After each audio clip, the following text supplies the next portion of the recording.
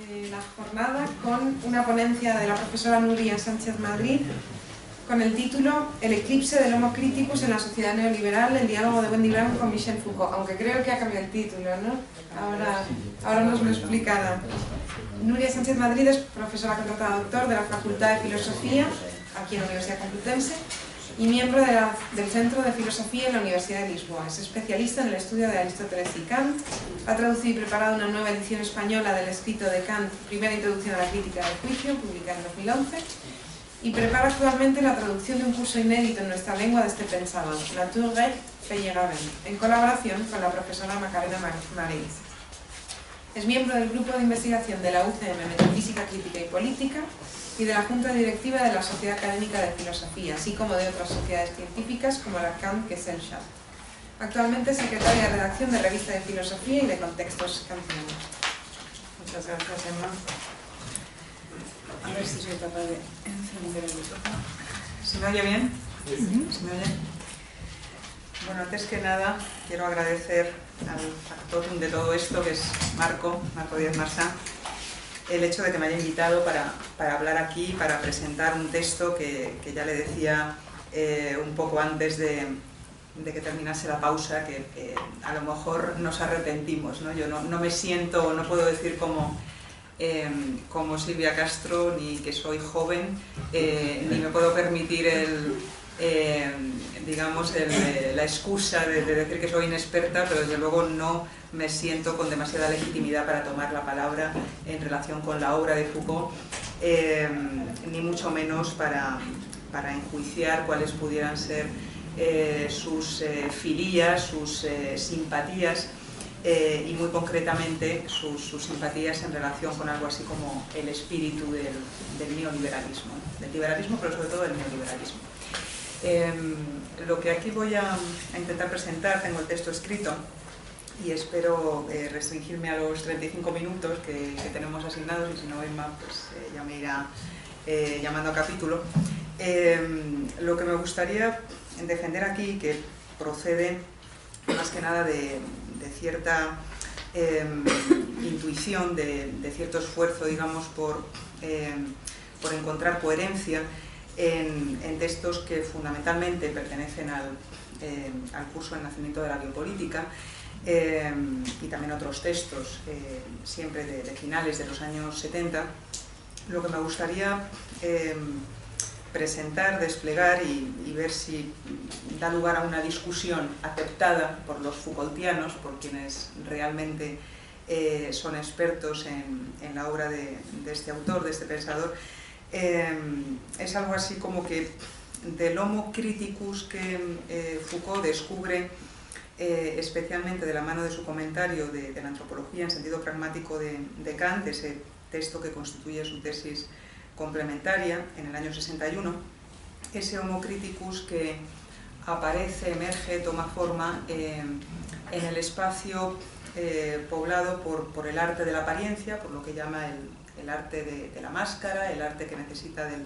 del lenguaje, pero que sobre todo está ligado a una cierta mostración social, a la mostración que determina lo pragmático en Kant. Tengo digamos el pálpito, como dicen los mexicanos, de que algo de ese Homo Criticus sobrevive en la lectura de La sociedad civil de Ferguson, un texto un poco anterior, perteneciente al siglo XVIII, pero un tanto anterior a la antropología de Kant, pero en realidad podemos considerar como de la misma época. Digamos la figura, las funciones que el sujeto desempeña en esa sociedad civil, cuya historia describe Ferguson en El nacimiento de la biopolítica, quiero decir que Foucault se ocupa mucho de este autor en este curso del 79. Mi idea es que hay una fuerte conexión entre esas dos manifestaciones, es decir, que el Homo Criticus, cuando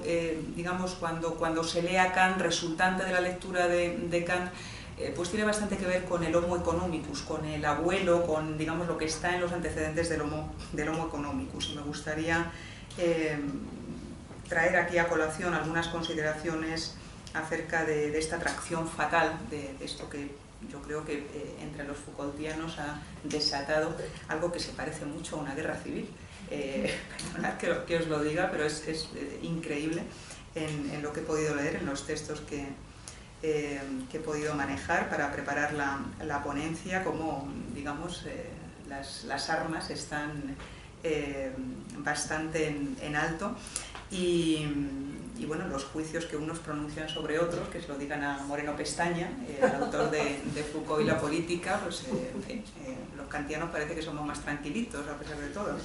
Eso de la paz perpetua lo llevamos más a gala. Bueno, yo os decía que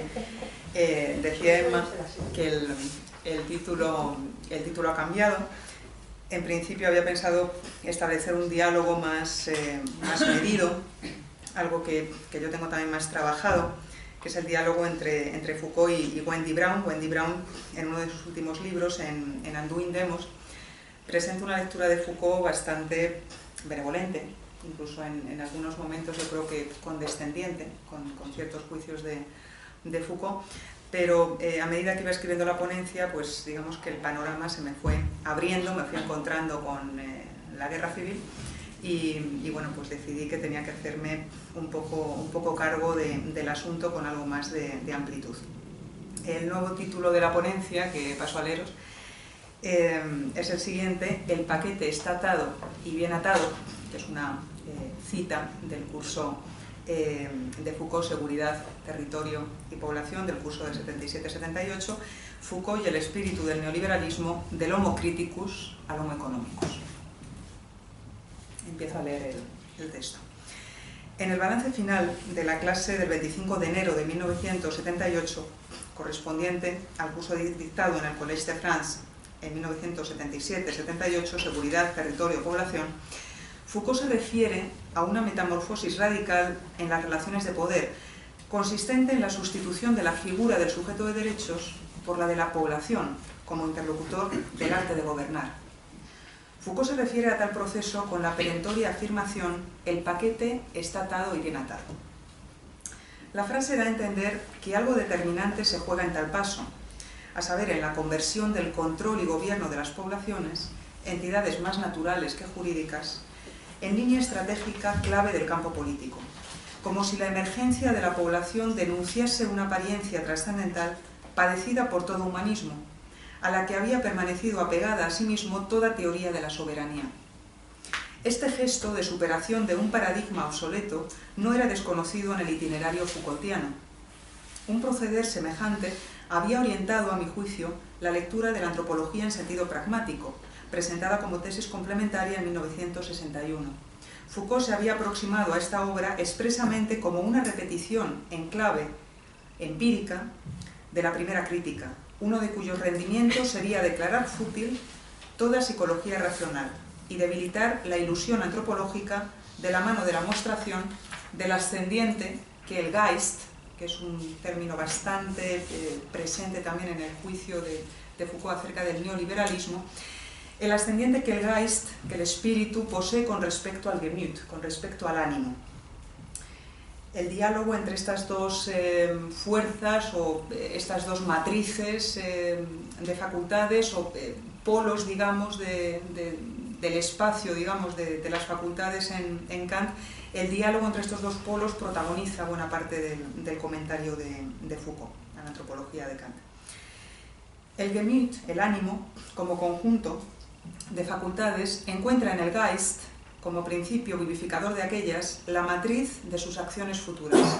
de manera semejante al modo en que la población vivifica y abre un nuevo horizonte al operador subjetivo de la gubernamentalidad liberal y su correspondiente modelo de soberanía. En el curso mencionado al comienzo, Foucault declarará que una vez que la vida se convierte en el campo de juego de la política, cito, el derecho a la vida, al cuerpo, a la salud, a la felicidad, a la satisfacción de las necesidades, ese derecho tan incomprensible para el sistema jurídico clásico ha sido la réplica política a todos los procedimientos nuevos del poder. Fin de la cita. De seguridad, territorio, población. Cuando Foucault analice las prácticas incipientes del neoliberalismo, casi arcaicas ya a nuestros ojos, en el curso del 79, en el nacimiento de la biopolítica, apuntará a la implantación comunitaria del deseo de producir y atraer flujos de ingresos con un tono cercano al modo en que el comentario de 1961 de la antropología de Kant se referirá a la implantación social del Kunst que permite atraer la atención en sociedad. De la antropología nos dice que ha sustituido la soberanía de la Bestimmung, propia de la primera crítica, la soberanía de la determinación cognoscitiva, por la incertidumbre paciente, cito, quebradiza, comprometida de un ejercicio que se llama el Kunst. Un ejercicio, el ejercicio de un arte que manifiesta, expone cierta libertad, que en el conocimiento nos estaría vedada. Eso siempre en referencia al proyecto crítico kantiano. Esa descripción de la sociedad civilizada, analizada por Kant, recuerda a los procesos oscilatorios, a las intervenciones sobre el ambiente y a las reglas del juego compartidas, las técnicas de conducción de conductas, con que Foucault se refiere a la política sociovital del ordoliberalismo de Friburgo y a la teoría del capital humano de la Escuela de Chicago. Por lo menos esta es la idea que me gustaría sostener aquí. El arte de actuar en sociedad, nos dice, se ocupa de levantar una apariencia, un Schein, sobre el aparecer del fenómeno, de la Erscheinung, lo que le permite ejercer al menos tres formas de soberanía, a saber, la del poder de lo negativo, la de una intencionalidad no moral, sino potestativa, pragmática, y finalmente la del intercambio discursivo. Con ello se descubre, nos dice Foucault en el texto del 61, una libertad peligrosa, se descubre una libertad peligrosa que vincula la posibilidad del error al trabajo de la verdad, pero permite que la relación con la verdad se zafe de la esfera de las determinaciones, se hurte a la esfera de las determinaciones. Ese saber vivir en el límite de la producción de sentido del Homo criticus, custodio de la verdad crítica del hombre, consiste en buena parte en cobrar conciencia de que las acciones mundanas son el comienzo y el fin de un palíndromo de ida y vuelta que hunde irremediablemente todo esfuerzo de fundamentación antropológico y teológico. Nos hallamos ante el espíritu de un mundo sin espíritu. Esa frase de Marx que tanto le gusta a Foucault, que tanto recuerda en relación con sus propias experiencias políticas, en relación con Teherán, con la revolución iraní, la voluntad popular que encuentra en Irán, en la revolución iraní, como un espíritu precisamente encarnado en un mundo sin espíritu. El juego de superficies del orden antropológico exhibe una finitud consciente de sí, como las denuncias espontáneas e inesperadas de lo que se percibe como algo intolerable, esa política de la superficie, de la crisis, de la indignación, resultan más eficaces, a juicio de Foucault, que cualquier institución política. El entusiasmo de la voluntad colectiva es la realidad de un pueblo, es su Geist, como sostiene Foucault en un texto en el que se refiere de manera retrospectiva a la revolución iraní. Allí declara que antes de ese encuentro encarnado en Irán, había creído que la voluntad colectiva pertenecía a la realidad de la que están hechos los sueños del hombre, como el alma y Dios. Creo que la lectura kantiana de Foucault contiene evidencias suficientes para apuntar siquiera, como hipótesis, de manera hipotética, que la crisis antropológica abierta por la filosofía crítica, al negar tanto la posibilidad de una psicología racional como de una psicología empírica y de toda antropología filosófica, en el fondo, apunta, tanto como la estrategia sin centro neoliberal, a la pertenencia recíproca de verdad y libertad, tras la que atiende, a juicio de Foucault, el Übermensch nietzscheano, entre otras figuras posibles de superación del hombre. ¿Qué tiene que ver, sin embargo, la dialéctica desdialectizada, es una expresión que emplea Foucault en el comentario de la antropología de Kant, ¿qué tiene que ver la dialéctica desdialectizada del Homo criticus con la concepción de la sociedad por parte de los padres del neoliberalismo como caldo de cultivo de máquinas y empresas? Sin duda, en ambos casos, se aprecia un militante antihumanismo. En la entrevista concedida en 1966 a Madeleine Chapsal, Foucault afirmará que nuestra tarea es emanciparnos definitivamente del humanismo. La Aufklärung interesará a este respecto por su fenomenología de una actitud crítica que en una sociedad atravesada por la economía política solo podría adoptar el aspecto del arte de no ser gobernado tanto. a saber, en clara discrepancia con lo que establecen las artes del gobierno humano a nivel pedagógico, político y económico. Michael Berendt, que es un autor que desde luego he descubierto intentando trabajar este asunto, la lectura Foucaultiana del neoliberalismo, Michael Berendt se ha referido recientemente a la solidaridad entre algunas observaciones ambiguas pronunciadas por Foucault sobre el neoliberalismo y un declarado cambio de lealtades en el campo político francés de los años 70, coincidente con la eclosión de los Nouveaux Philosophes. Wendy Brown, en la obra que mencionaba antes, Frédéric Le Baron y Judith Rebel, pertenecen al grupo de autores para los que la mirada que Foucault lanza a las transformaciones sociales desatadas por el neoliberalismo encuentra como principal limitación la falta de indicios suficientes acerca de la potencia corrosiva de esta noción de la libertad que maneja este sistema económico. Parten así del supuesto de que si Foucault hubiese llegado a conocer de manera más concreta la locura latente en el arte del emprendimiento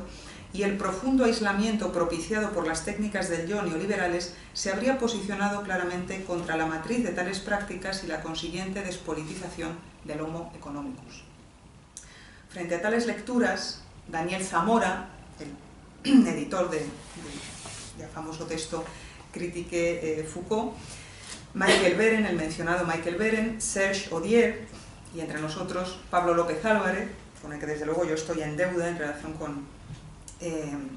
este tipo de trabajo, con este tipo de recorrido de los textos de Foucault, o José Luis Moreno Pestaña, apuestan por aceptar cuando menos la larga sombra de la ambigüedad que acompaña a los juicios de Foucault acerca de aquellas primeras oleadas de la revolución neoliberal, algunos de cuyos efectos resultarían simpáticos para un pensador convencido de que el rasgo principal del liberalismo clásico era mandar demasiado. En buena parte, esta atracción fatal confía en que los procesos de subjetivación del neoliberalismo acabarán con la fantasmagórica autonomía del sujeto liberal, haciéndola sencillamente saltar por los aires, sin reparar en los daños colaterales de este estallido, al recibir en realidad el propio sujeto el encargo de detonar la carga explosiva que convierta a su ipseidad en un pálido recuerdo. Foucault habría intuido con sagacidad que el neoliberalismo centra la política en la producción de competitividad entre individuos, procurando modificar esencialmente la figura del Estado, haciendo de este, por decirlo con Dardot y Laval, autores de esta obra acerca de la razón del mundo neoliberal, una esfera gobernada también por las reglas de la competencia. Se trata de un programa de diseño social, el programa de adaptar la sociedad al lecho de Procusto de la competencia, detallado por los representantes del ordoliberalismo alemán. Como ya ocurrió en el siglo XVIII con la corriente fisiócrata en economía, el neoliberalismo habría descubierto, a ojos de Foucault, que nunca se gobierna mejor que gobernando menos. El sueño más viejo del más antiguo de los soberanos, el panóptico, retorna así corregido y ampliado en el tiempo neoliberal, propiciando una borradura antropológica que salta a la vista en la reducción del delito y la sanción al lenguaje del cálculo de gastos y beneficios tan propio de la Escuela de Chicago, como apuntan Becker, Ederle y Moore, el asunto que planteábamos antes, ¿no? En la clase del 21 de marzo de 1979, perteneciente al curso El nacimiento de la biopolítica, Foucault declara, en esta línea, que el abordaje del sujeto como homo economicus no implica una asimilación antropológica de cualquier comportamiento a un comportamiento económico. Es decir, deja de haber conexión, deja de haber paralelismo entre lo antropológico y lo económico. Es decir, la economía se libera para poder producir algo que no sea humano, para poder agredir lo humano o, digamos, exigir a lo humano que descienda por debajo de la línea de flotación en la que reconoceríamos lo tolerable para el ser humano, o lo tolerable para una vida humana. Podría decirse que el precio de esa pobreza antropológica sería demasiado elevado, es demasiado elevado, pero Foucault observa en ella el mejor fármaco, en esa borradura antropológica, en esa pobreza antropológica, frente a la amenaza constante de la antropología filosófica, frente a la amenaza de que la antropología filosófica tome fuerzas, renazca. Como ha puesto de relieve Pablo López Álvarez, por ejemplo, sigue una cierta algarabía en el texto que presentó en mayo pasado en el Congreso Foucault, aquí en la facultad, el rechazo de Foucault a emplear conceptos básicos de la teoría crítica marxiana, lucha de clases, conceptos como la teoría del valor, la misma fetichización, le impediría captar cabalmente los verdaderos mecanismos del dispositivo neoliberal, pues no puede objetivar su estructura real, no tiene los medios, no tendría los medios teóricos para hacerlo. De modo semejante a lo que ocurre en las conductas, expectativas y prejuicios analizados por Kant en la antropología en sentido pragmático, el Homo economicus se define como sujeto capaz de hacer sus propias elecciones en virtud de intereses carentes de ninguna finalidad trascendente. Esto, en el curso del 79, en el nacimiento de la biopolítica, en la clase del 21 de marzo, lo presenta así Foucault. Es un texto muy conocido. En el horizonte de ese análisis tenemos la imagen, la idea o el tema programa de una sociedad en la que haya una optimización de los sistemas de diferencia, en la que se deje campo libre a los procesos oscilatorios, en la que se conceda tolerancia a los individuos y las prácticas minoritarias, en la que haya una acción no sobre los participantes en el juego, sino sobre las reglas de este, y para terminar, en la que haya una intervención que no sea del tipo de la sujeción interna de los individuos, sino de tipo ambiental. Es decir, el neoliberalismo interviene de una manera poco encajable, digamos, en el esquema del sometimiento, en el esquema de la sujeción. Más que sujetar, parece que libera, ¿no? Yo creo que participo de aquellos autores que consideran que aquí Foucault está siendo víctima de manera consciente o no, voluntaria o no, de una cierta ilusión, de una cierta apariencia, ¿no?, del propio sistema económico al que se está refiriendo, de las consecuencias sociales de ese sistema económico. Los procesos de actividad, producción e intercambio económicos propios del Homo economicus ponen en jaque la figura del soberano, nos dice Foucault, al que ya no resultan opacos los designios de la providencia. No es que el soberano, digamos, tenga que enfrentarse a la ignorancia con respecto a lo que el destino le depara, ¿no?, sino más bien lo que ignora el soberano son los laberintos y meandros del campo económico. Es decir, lo que ignora es justamente el sentido, que en realidad no lo hay, de eso que Foucault define como la ciencia atea por antonomasia, que es la economía, ¿no?, y este tipo de economía, sobre todo. La reconfiguración de la gubernamentalidad en términos ambientales supera el modelo de control disciplinario y judicial. Por lo menos parece que esta superación está trabajando en este progreso que va del liberalismo al neoliberalismo. En ella, el Homo economicus se convierte, nos dice Foucault, en un elemento manejable que va a responder en forma sistemática a las modificaciones que se introduzcan artificialmente en el medio. Nadie conoce, en efecto, la totalidad del proceso, en el que el Homo economicus se integra no al precio de una renuncia, sino mediante lo que se dice que es una dialéctica de la multiplicación espontánea de las posibilidades de acción. Podríamos decir, al modo de la Escuela de Chicago, de las opciones, de las elecciones. Un espectáculo que suscita cierto entusiasmo por su novedad en quienes lo contemplan, o diríamos nosotros, en quienes lo toman por real, como espectáculo de amplitud, de ampliación de las posibilidades vitales de los sujetos. El mundo económico, leemos en la clase del 28 de marzo del 79, el mundo económico es opaco por naturaleza y por ello se enfrenta a la soberanía, por ello modifica esencialmente el modelo de soberanía, el modelo jurídico de soberanía. Este proceso no podía sino entenderse a la luz de lo sucedido con la economía política del siglo XVIII, de Smith a Ferguson, que ya había denunciado, en una expresión marcadamente kantiana de Foucault, el paralogismo de la totalización política del proceso económico. O sea que estos autores, un poco anteriores a Kant, participan con Kant de la clara conciencia, la nítida conciencia de que la totalidad no es cognoscible, no puede pertenecer al campo de la experiencia, tampoco al campo de la experiencia económica. La huella de Kant se siente aún con más fuerza en la clase que acabo de mencionar, la del 28 de marzo del 79. Cito un texto que me parece muy relevante al respecto. y que permite enlazar, creo, el nacimiento de la biopolítica con el comentario de la antropología. Cito la página 282 de la edición española, de la edición de Acal. Un poco más adelante en el tiempo, después de Ferguson, después de Smith, Kant debía decir al hombre que no podía conocer la totalidad del mundo. Pues bien, la economía política había dicho al soberano, algunos decenios antes, tú tampoco puedes conocer la totalidad del proceso económico. No hay soberano en economía, no hay soberano económico. Y todo lo que se ponga de manifiesto, al contrario, como planificación, economía dirigida, socialismo, socialismo de Estado, será el problema de saber si de algún modo no se puede superar esa maldición formulada por la economía política desde su fundación contra el soberano económico, que es al mismo tiempo la condición misma de existencia de una economía política. Fin de la cita.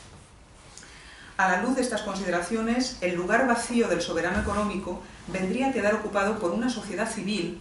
tan lúdica como competitiva, que a juicio de Foucault es más comunitaria que humana. Luego hay comunidades que se sostienen sin el hombre,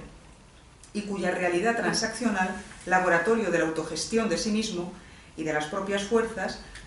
recuerda poderosamente a las conductas enfocadas en el comentario de la antropología kantiana. El modelo político de la soberanía construye al sujeto de derecho, mientras que el biopoder inaugurado por la gubernamentalidad liberal destina al hombre a adaptarse a un medio carente de certezas y garantías, pero a cambio, digamos, con la apuesta que propicia la invención. Cuando se trate de exponer el concepto de trabajo manejado por Gary Becker o por Theodor Schultz, Foucault remitirá al trabajador entendido como máquina humana capaz de desarrollar empresas más o menos perecederas, lo que no puede sino contraponerse, con bastante fuerza creo, a la concepción del trabajo de la economía liberal clásica de Smith, Ricardo e incluso de Marx, que no tiene que dialogar con ellos. Frente a la asociación epistemológica inaudita entre el trabajo y las técnicas del yo,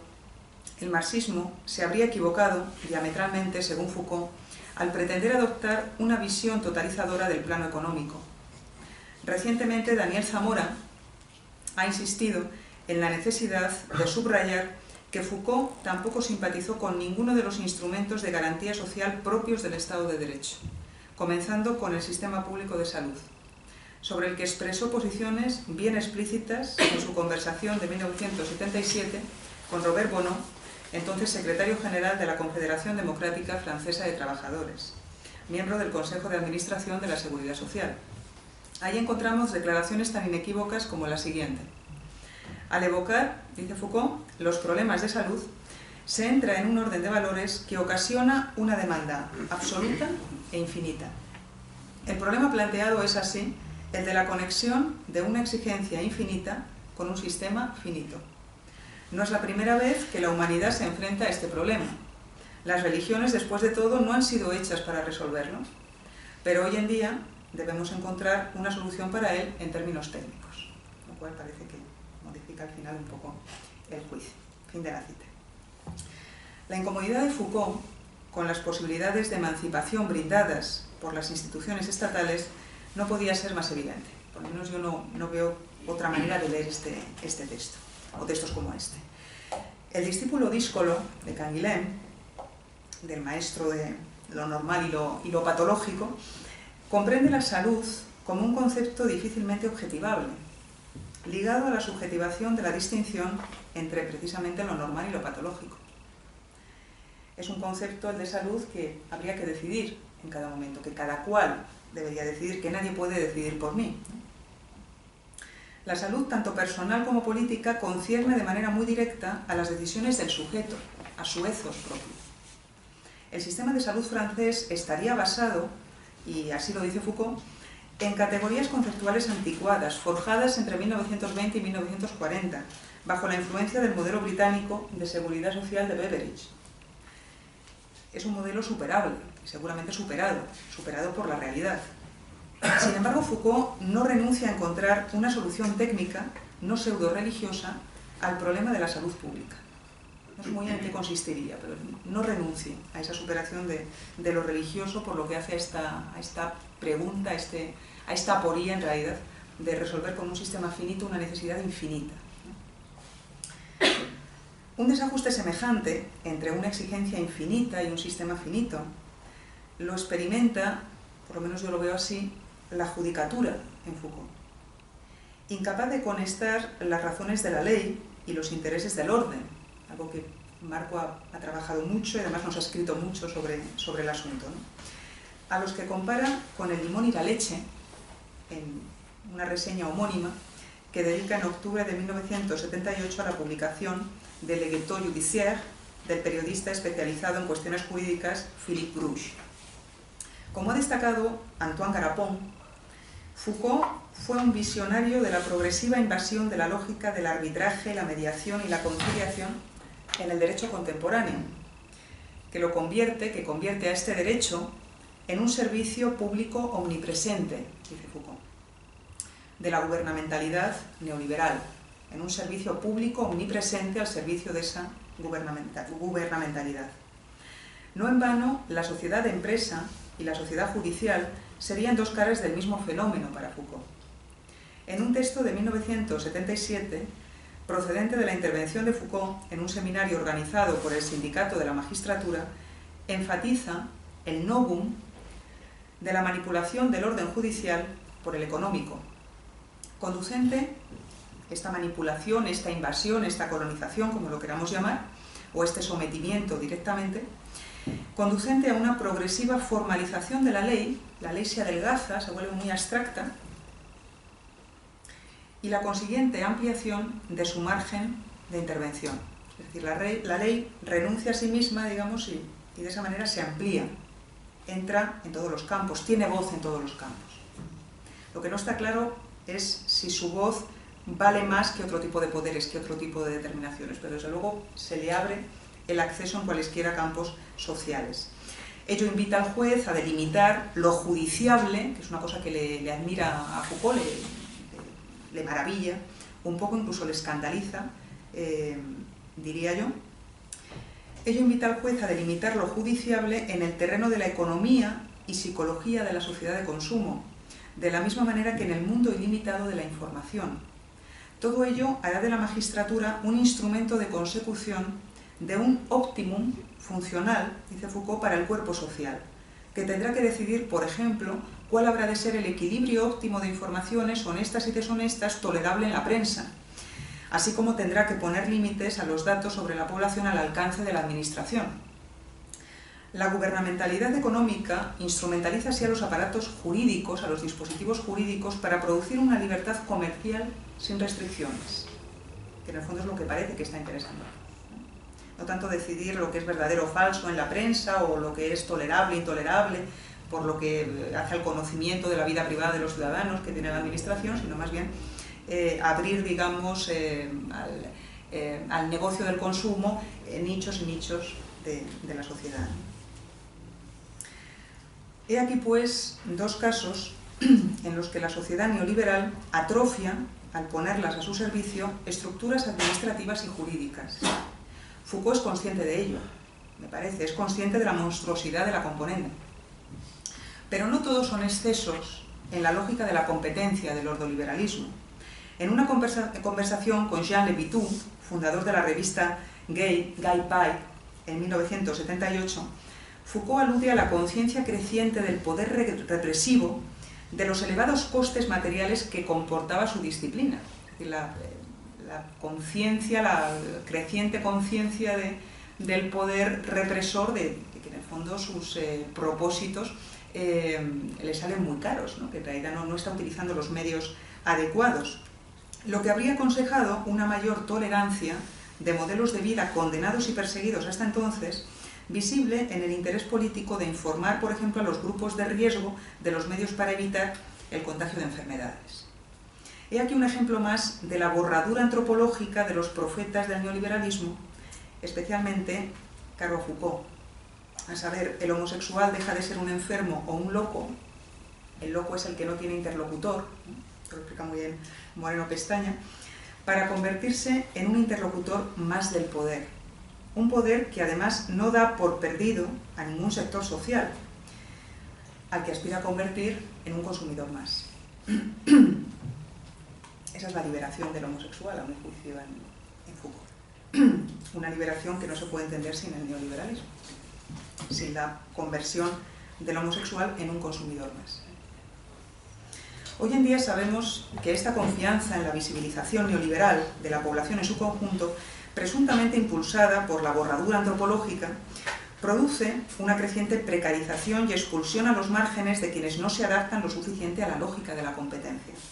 Pero no se percibe en el discurso de Foucault, yo por lo menos no lo percibo, ningún temor a que esa borradura amenace las posibilidades de participación política, por ejemplo, de los individuos, o les obligue a ingresar en una espiral perversa de estetización de la propia autoexplotación.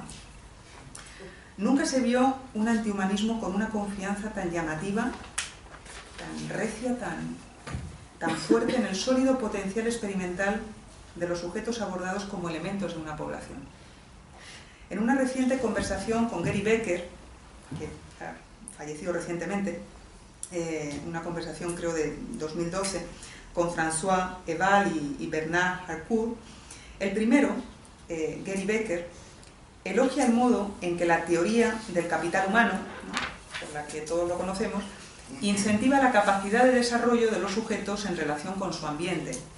señalando que el proceso fue considerado por Foucault como un fenómeno interesante. El campo de las instituciones sociales debía reconvertirse, desde luego, para Foucault, en un vasto campo experimental, mediante el que reivindicar una de las contribuciones políticas mayores del liberalismo, a saber, la conversión de la sociedad civil en criterio del Estado, y nunca al revés. Como ha señalado Gros, en la tradición liberal a la que Foucault dirige su atención, no se trata ya, cito a Gros, como en Hobbes, de que el Estado haga posible la sociedad, podríamos decir en Kant, el Kant de la metafísica de las costumbres. Tenemos el famoso parágrafo, ¿no? No es la sociedad la que puede explicar la génesis de la unión civil, es más bien al revés, la unión civil la que explica que hay algo así como una sociedad, la que hace posible la sociedad. No se trata ya, como en Hobbes, de que el Estado haga posible la sociedad, es la sociedad la que tolera al Estado. Fin de la cita de Gros. De nuevo, la ampliación del juego de la verdad y la libertad permitida por esa transformación, desde la que siempre podrá plantearse si el Estado gobierna demasiado o incluso si debe gobernar en determinados ámbitos, recuerda la repetición de la síntesis temporal de la primera crítica en clave de juegos sociales e intercambio de palabras desplegado por lo pragmático en Kant, por lo menos tal y como lo entiende Foucault, que en el fondo le ofrece a Foucault un estudio de la sociedad civil emparentada con la de Ferguson. Foucault no parece confiar en que ninguna reivindicación de las estructuras del Estado de Derecho posterior a la Segunda Guerra Mundial contribuya a un mayor conocimiento del presente, toda vez que en el presente, el modelo moderno de soberanía sencillamente ha estallado por los aires, apareciendo a partir de entonces como motor de la historia, y así nos lo dice en El nacimiento de la biopolítica, la sociedad civil liberal. Ese es el nuevo motor de la historia. Es bien sabido que Foucault recibió elogiosamente la salida del libro Pour une nouvelle culture politique en 1977, fruto de la colaboración entre Pierre Rosanvallon y Viveret, en virtud de su excepcional percepción del presente. No en vano, este análisis desplegaba la evidencia factual del mercado como lugar de veridicción.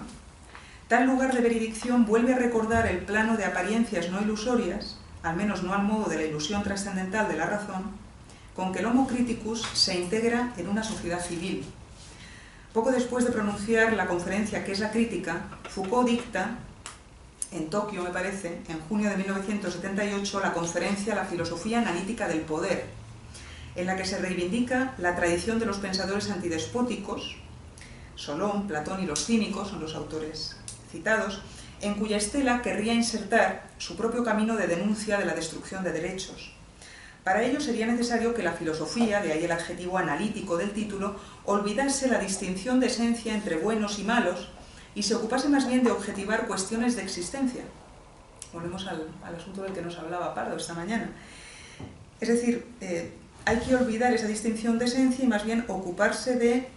cito directamente un extracto de este artículo de Foucault, ocuparse de analizar, elucidar, volver visible y así intensificar las luchas que acontecen en torno al poder, las estrategias de los adversarios que tienen lugar dentro de las relaciones de poder, las tácticas empleadas, los semilleros de resistencia. Fin de la cita. Esto es lo que nos daría la clave de una filosofía analítica del poder. con una pretensión de objetividad bastante clara. De la misma manera que la economía política impedía adquirir una perspectiva totalizadora y sistemática, las semillas de resistencia a las que se refiere en este texto Foucault frente a las relaciones de poder se ofrecen siempre diseminadas, descentradas, más allá del bien y del mal. En el fondo se explican por sí mismas. Me parece que esta tesis es aclaradora acerca de la idea Foucaultiana de libertad política y de la misma ocasión revolucionaria, incluso del mismo entusiasmo en la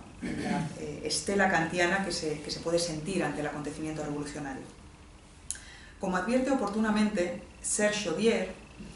Foucault, a diferencia de muchos de sus críticos, nunca afirma que el neoliberalismo sea bueno o malo, sino que resulta interesante, lo que es diferente. También lo resulta la sociedad poblada por apariencias y prejuicios de la que habla la antropología de Kant, y nadie pediría cuentas a quien se interesara por ella por secundar con ello la violencia de género o el racismo sintomáticos de la época. Es ya un tópico la consideración de Foucault como un pensador antiestatista, pero sus escritos marcan también una línea que busca revisar y completar radicalmente la tarea jurídica del Estado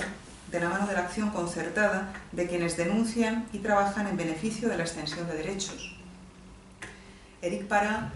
ha señalado la importancia que tiene el hecho de que en una carta enviada al primer ministro iraní en 1979, Foucault mencione la expresión derechos y derechos humanos en varias ocasiones, con frecuencia, como si se tratara de condiciones beneficiosas para llevar la pregunta por el hombre más allá del humanismo, reconociendo en lo que se ha denominado paradigma del nuevo derecho, como ha expuesto muy bien el profesor Marcio Alves, una instancia decisiva para la comprensión final de Foucault acerca de lo humano.